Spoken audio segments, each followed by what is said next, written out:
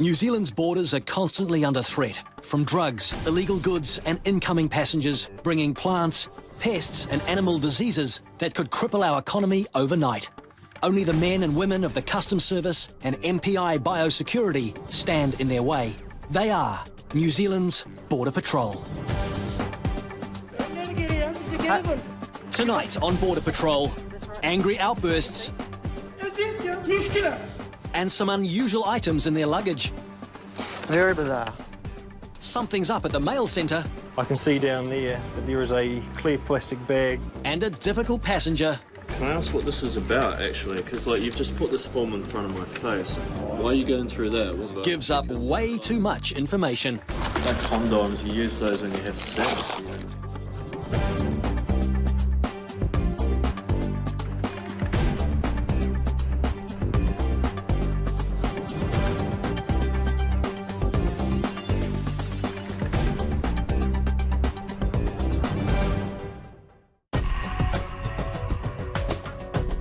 At our borders, all manner of people work behind the scenes, on the lookout for our safety, dodgy behaviour, or for suspicious goods.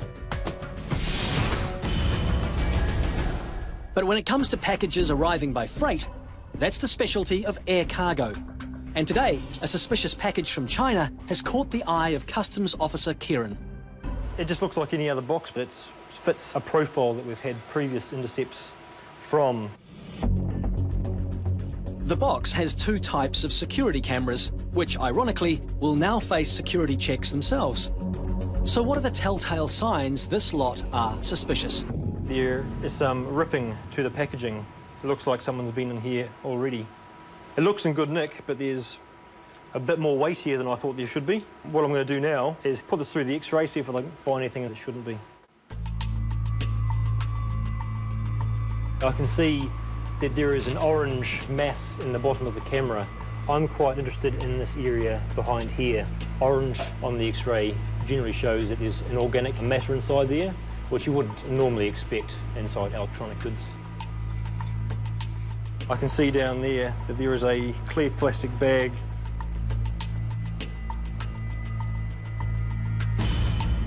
And we've found inside here a couple of packages of pink and yellow granules, which I believe to be Contact NT, which is a Class B controlled drug.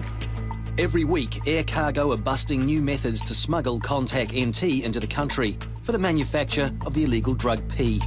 What I'm going to do is I'm going to pack it up to its original condition, take it into our exhibiting room, and then prepare it as far as photos and securing the drugs so it's ready for court.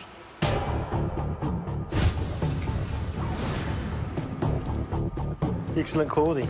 I'm sure they'll try and make it into something that's excellent quality. That was the plan. So there's 7 cameras all up, and I've found packages in all of them. I think we might be looking at just over 1 kilo in total. Contact NT is cold and flu medicine sold in China with none of the constraints we have here, like chemists taking note of your personal details.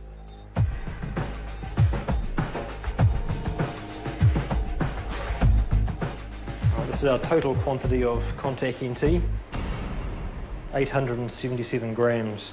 A 60-gram sample will be sent to the Environmental Science and Research Team to confirm the presence of pseudoephedrine. But what's the likely value of the 877-gram bag on the street? That will be made into around about 200 to 250 grams of P or methamphetamine. So we're looking at a potential street value of this as $250,000 as a finished product of P. Despite multiple finds like this on a daily basis, discovering a concealment is still a thrill. It's quite satisfying to know that today I've come to work and I've kept $250,000 worth of drugs off the streets.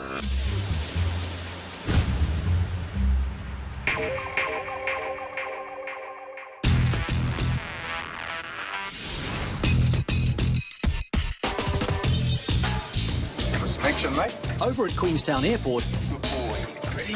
Let's go. the Customs Labradors are on the case.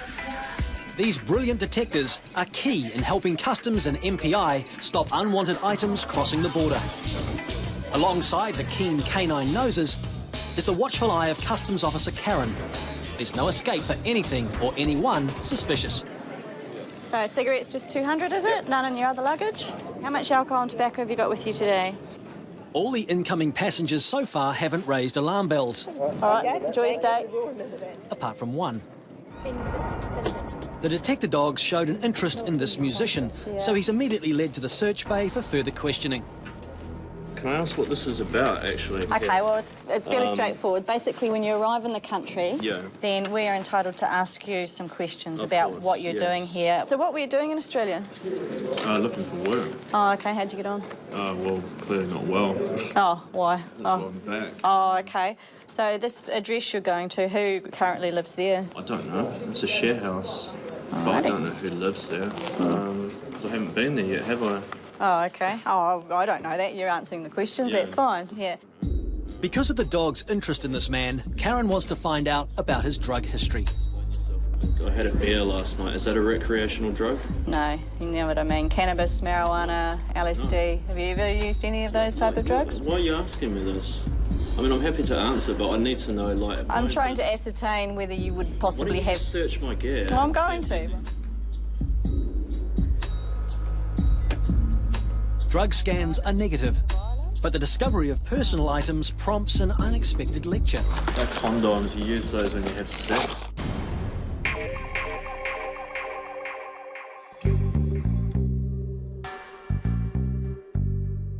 Customs profile every plane load of passengers that land in the country. This profiling sometimes leads to a diversion into the search area for selected travellers. It's 7 a.m. at Auckland Airport, and Customs Officer Hayden is already deep into a baggage search. How much money do you have in your bank account available to you for this trip? Yeah, in euros, that's fine, yeah. Probably 90,000. 90,000, okay, it's quite a lot. Are you married or no, don't have any It children? may seem personal, but this type of questioning is key in helping Customs find out who is genuine and who is not. How long will you spend in Thailand? Probably 1 or 2 months. 1 or 2 months, and then you're back to work, eh?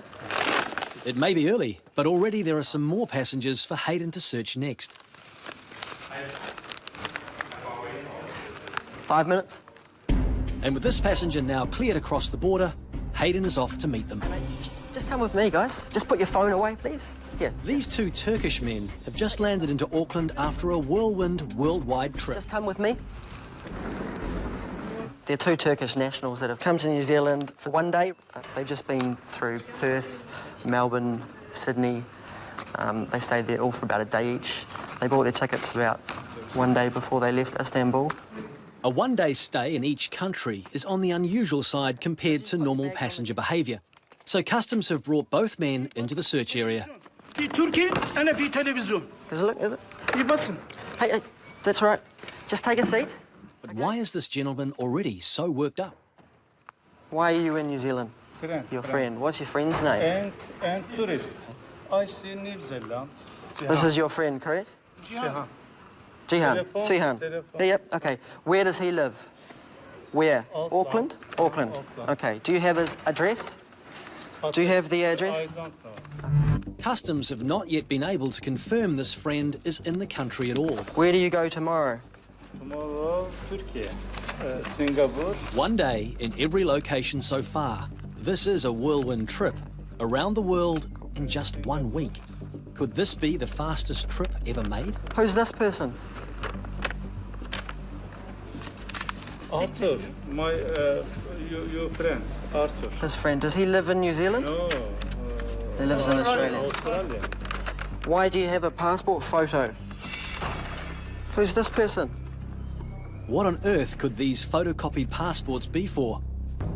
And what else could come out of the men's luggage?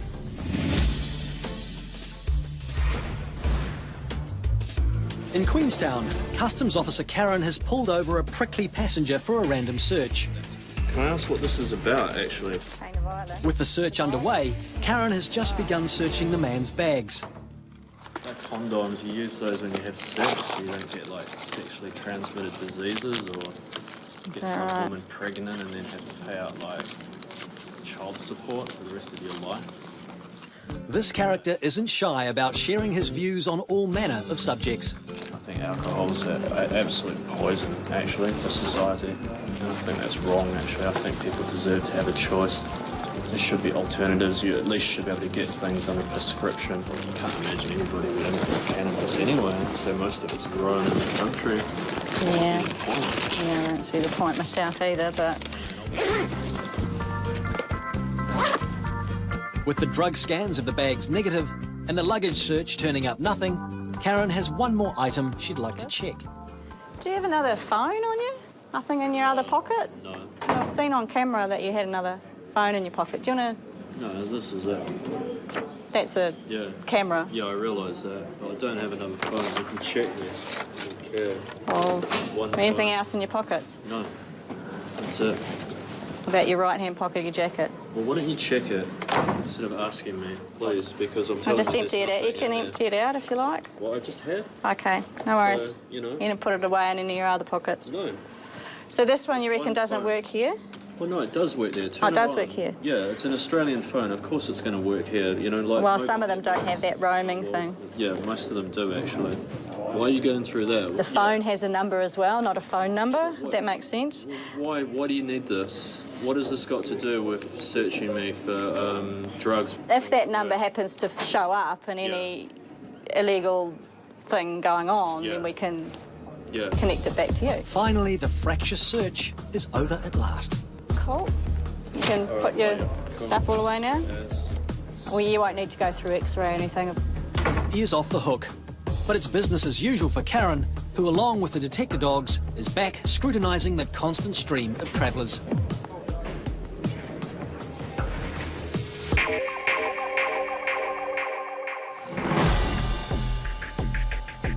In Auckland, two men from Istanbul, which is a high-risk place for us, are also not enjoying their luggage search, and Hayden has unearthed some unusual documents. Who's this person? Yeah, don't. This is Michael. Yeah, I know, I can read that, but is that a friend of yours? Yes, friend. It all seems a little bit weird. It's pretty unusual for them to be carrying a passport photo of some other person. Obviously, they're saying that it's for their friend, but I'm not too sure what they mean, why they've got a passport photo. As well as a whirlwind trip around the world, staying just one day at each location, they claim to be visiting another friend in New Zealand, but according to customs, he doesn't exist. Your friend Jihan, yeah? Sihan? Teacher. This guy? Yeah. Teacher. What will you do with him? I don't know. You don't know? Little English. Little English. The men seem clueless as to why they're being questioned. Why New Zealand? Why? Yeah, I see New Zealand.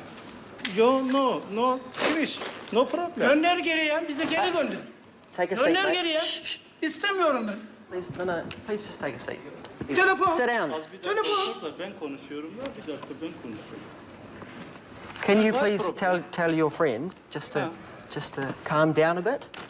They seem to be very upset about being searched. I just can't understand what he's saying. The man's outbursts are having little effect, and things are about to get even stranger as the search continues. Okay, so this is your bag, yeah? So we have Male Mojo and a Rexo Maxo. This one, that's for you, yeah? Yeah. Yep. Okay, cool. These men have ambitious plans for just a 24-hour stay. But the unusual finds don't end there. Souvenirs. Okay, for you or for? Yes. Are you married? Yes. Okay. You know, so far I haven't seen any clothing, you know, anything other than souvenirs and a little bit of toiletries, but not very consistent with what they say they've been doing. It seems quite unusual for a passenger to come to New Zealand, whether it's for one day or for a week, you know, I think they'd have some sort of clothing. So at the moment, alarm bells are still ringing. With a bumper load of toys and gifts in their bags, they seem to have quite the taste for souvenirs. But for such a worldwide trip, they've neglected to pack the essentials. Both men seem to have arrived with just the clothes on their back. We finally have seen some clothing. This is your bag, yep. Very bizarre. With such an array of not-so-everyday pills, Hayden puts them through the X-ray, just to be sure. I've got some erection pills coming too. Just check those tablets. Which pills are those? Those tablets, it's the round ones. The big ones? Yeah, the big ones. Although they're slightly out of the ordinary, the pills are harmless. So the next thing we'll do is we'll set, this is called an iron swab, so what it does is just checks for residue of drugs and explosives. Hayden does one final check of the men's bags. So far, their bizarre baggage contents have turned up little clothing, erection pills, and a bumper load of souvenirs.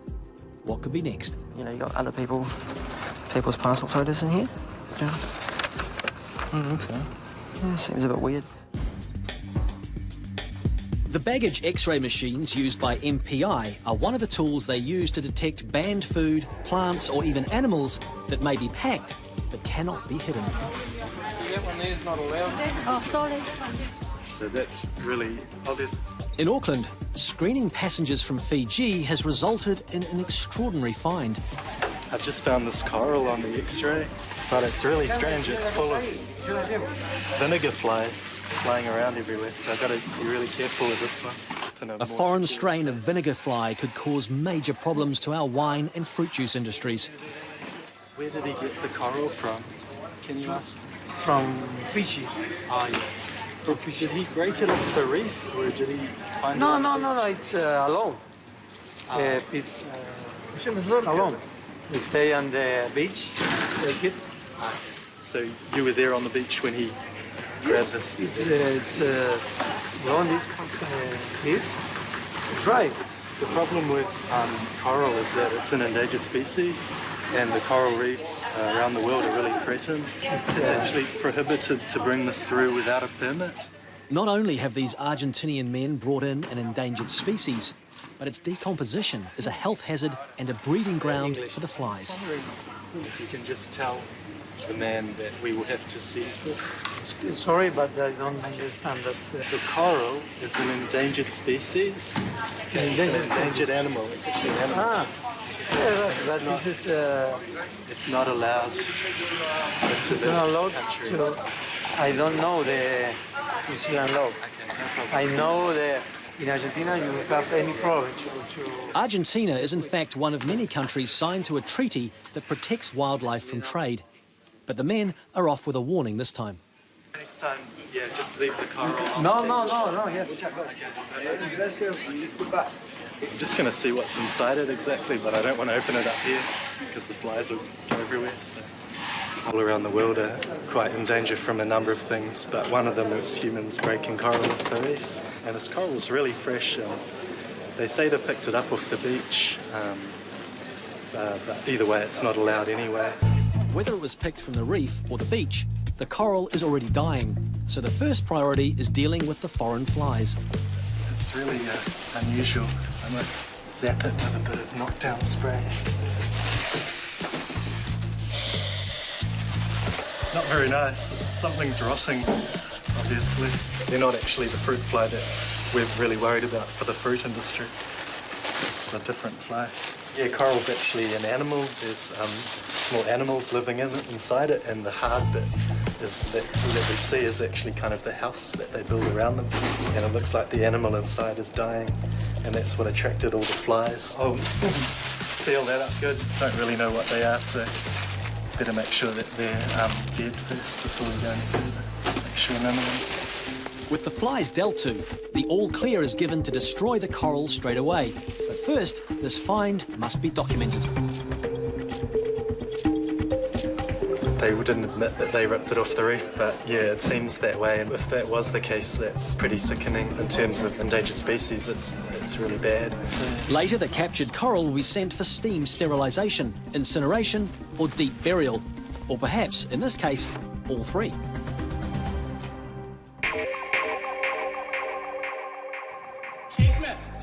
Two men being questioned by customs have little clothing, tons of souvenirs, erection pills... This one, that's for you, yeah? Yeah? Okay, cool. And plans to stay just 24 hours in the country. That's not the only thing. People's passport photos in here? Yeah. Okay. Yeah, seems a bit weird. No idea why they've got this here. Australia businessman. Australian businessman. Both of these. Friend. Istanbul visa. The passports appear to be references for a business contact in Australia, but Turkish translators are thin on the ground. An Arabic speaker from Air New Zealand has offered to help. He's asking because every Turkish that comes through, does it get stopped like this? That's not true, no. Telling its procedures here, when you come through these procedures that they need to follow, and then he understands. He goes, okay. 80% of their luggage is souvenirs. Who are they for? Why has he got them? Where did he buy them? Oh, they're going to take him back to Turkey. Have they got kids in Turkey? Yeah. Do you want to come with us, please? Hayden separates the men to find out why they're in New Zealand. He goes, I've come this far to Australia, and then it's so close that I just want to have a look on that. Yeah. Did he get into detail about why he was in Australia? His son's in Australia. Yep. Yeah, he's studying this year in Melbourne. The older man also turns out to have family in Australia, but that still doesn't explain why the trip was so last minute. Why did they buy their tickets the day before they left? Oh, yeah, his mate got in touch with him and he said, just if you can come over for a day. What they've told me and what I've found doesn't quite match up in my mind. The men went on to immigration for further interrogation, but were later let into the country.